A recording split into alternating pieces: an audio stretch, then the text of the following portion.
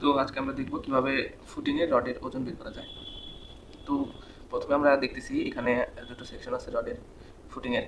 তো এটা আমরা দেখতেছি হচ্ছে উপর থেকে, মানে উপর থেকে যখন মাঝখান থেকে এটা কাটা হয় ফুটিংটা কেমন, ফুটিংয়ের রিইনফোর্সমেন্ট প্লেসমেন্টটা কেমন লাগবে সেটা হচ্ছে এখান থেকে আমরা দেখতে পারবো। আর এটা হচ্ছে সাইড থেকে, মানে সাইড থেকে মাঝখান থেকে কাটলে আমরা দেখতে পারবো যেভাবে সেইভাবে আছে। এটা হচ্ছে কলাম, এটা হচ্ছে একটা আইসোলেটেড ফুটিং। তো এখানে আমরা দেখতে পাচ্ছি এক ফুটিংয়ের একদিকে ডিরেকশন আছে 7 ফিট, অন্যদিকে আছে 4 ফিট। এখানে আমরা যখন রডের ওজন বের করতে যাবো তখন আমাদের সর্বপ্রথম কি লাগবে, সর্বপ্রথম আমাদের ড্রয়িংয়ে দেখতে হবে যে কত মিলি রড কত ডিস্টেন্সে কত স্পেসিংয়ে দেওয়া হয়েছে অ্যাজ পার ড্রয়িং। তো এখানে আমরা দেখতেছি, তো আমাদের সবসময় মনে রাখতে হবে ফুটিংয়ের ক্ষেত্রে মেন রড সবসময় লং ডিরেকশনে বসে। তো এখানে আমাদের লং ডিরেকশন কোনটা, লং ডিরেকশন হচ্ছে আমাদের 7 ফিট। তো আমাদের বুঝতে হবে 7 ফিটে মেন রড আছে, মানে মেন রডটা আমাদের আগে বসছে এবং 4 ফিটে হচ্ছে আমাদের বাইন্ডার রড আছে। সুতরাং এই 7 ফিটের রডটা ফেলার পরে এর উপরে আবার 4 ফিটের বাইন্ডারটা পড়ছে।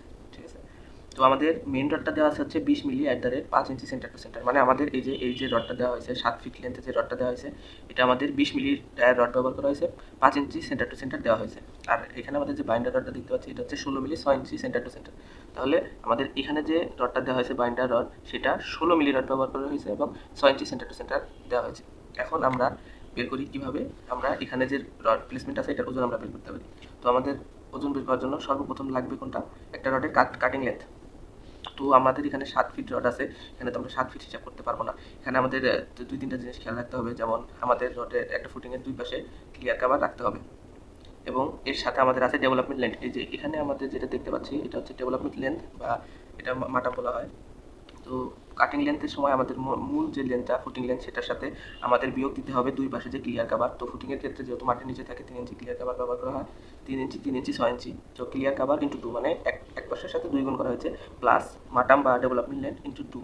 তো আমাদের এখানে ফুটিং লেন্থ আছে টোটাল 7 ফিট, এর সাথে আমি মাইনাস করলাম হচ্ছে ক্লিয়ার কাভার 3 ইঞ্চি ইন্টু 3 ইঞ্চি, 2 দিয়ে গুণ করলাম, বা 3 + 3 যেটা একটা দিলেই হবে, প্লাস 6 ইঞ্চি ইন্টু 2। 6 ইঞ্চি কোনটা, 6 ইঞ্চি হচ্ছে আমাদের ডেভেলপমেন্ট লেন্থ বা মাটাম। তো 7 ফিটের সাথে আমরা এখানে -6 ইঞ্চি প্লাস 12 ইঞ্চি 7 ফিট 6 ইঞ্চি, এটা পেলাম হচ্ছে আমাদের রডের কাটিং লেন্থ।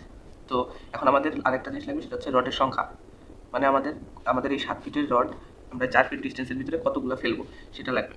তো এটার জন্য আমাদের লাগবে হচ্ছে দূরত্ব ভাগ স্পেসিং প্লাস 1। তো আমাদের এখানে টোটাল দূরত্ব আছে হচ্ছে 4 ফিট, দেখতে হচ্ছে 4 ফিট আছে, এখান থেকে এখানে 4 ফিট আছে এবং এর সাথে আমরা স্পেসিং ভাগ দেবো। আমাদের মেন রডের স্পেসিং এখানে লেখা আছে, যেমন 5 ইঞ্চি, এই যে 20 মিলি রড 5 ইঞ্চি সেন্টার টু সেন্টার। সুতরাং আমরা 4 ফিটের সাথে 5 ইঞ্চি ভাগ দিব এবং +1 যোগ করবো। +1 যোগ করার কারণ হচ্ছে আমাদের প্রথম যে রডটা থাকে সেটা এখানে হিসাবে আসে না, এই কারণে 1 যোগ করতে হয়। তো আমরা এখানে পেলাম হচ্ছে সংখ্যা, সুতরাং আমরা এই 4 ফিটের ভিতরে মোট 11টি রড ফেলতে পারবো। এরপর হচ্ছে রডের ওজন। তো রডের ওজন বের করার জন্য আমাদের লাগে হচ্ছে কাটিং লেন্থ, রডের সংখ্যা এবং ইউনিট ওয়েট। এই যে এখান থেকে আমরা প্রথম যে সমীকরণ, এখান থেকে আমরা পেলাম হচ্ছে রডের কাটিং লেন্থ, দেন এখান থেকে পেলাম হচ্ছে রডের সংখ্যা, এবার আমরা পেলাম হচ্ছে রডের ইউনিট ওয়েট। যেমন প্রত্যেক এটা হচ্ছে মিলিমিটারের উপর নির্ভর করে কত মিলি রড। যেমন আমরা একটা সূত্র জানি যে ফিটের ক্ষেত্রে আমাদের যখন রডের ইউনিট ওয়েট বের করতে হয় তখন হচ্ছে d² / 532.2 এবং মিটারের ক্ষেত্রে হচ্ছে d²/162.2। যেহেতু এখানে আমাদের সব হিসাব ফিটে আছে, সুতরাং আমরা ফিটে হিসাব করবো যে d² 20 মিলি, আমাদের rod 20 square divided 532.2 equal to 0.75। তো আমাদের এখানে এটা 3টা গুণ করে আমরা পেলাম 62 কেজি 20 মিলি রড। তো এখান থেকে আমার গেল হচ্ছে মেন রড, মেন রডের হিসাব হয়ে গেল। এখন আমার যদি এক সাইজের আরও 4টা 5টা ফুটিং থাকে তাহলে আমরা শুধু জাস্ট এই 62 কেজির সাথে, সাপোজ আমার 3টা আছে সেম ফুটিং, আমি 62 ইন্টু 3 দিয়ে দিলাম, আমার 3টার মেন রড ওজন বের হয়ে গেল।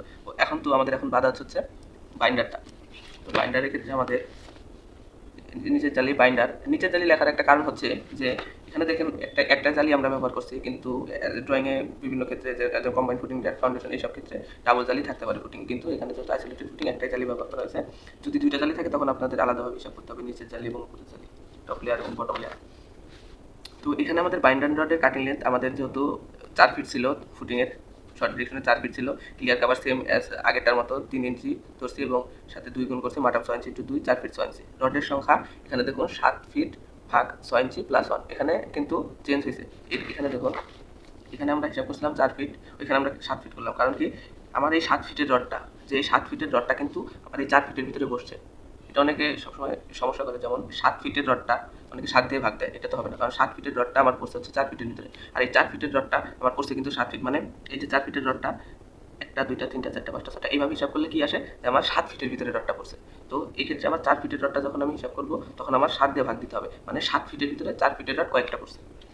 এখানে যেমন আমি হিসাব করছি যে 7 ফিট ভাগ 6 ইঞ্চি প্লাস 1, মানে 7 ফিটের ভিতরে কয়টা পড়ছে, 7 ফিটের ভিতরে এখানে 6 ইঞ্চি দেওয়ার কারণ কি, আমার 16 মিলি রড এখানে স্পেসিং দেওয়া আছে ডিজাইনে 6 ইঞ্চি, তাই আমি এখানে 6 দিয়ে ভাগ দিছি, ঠিক আছে।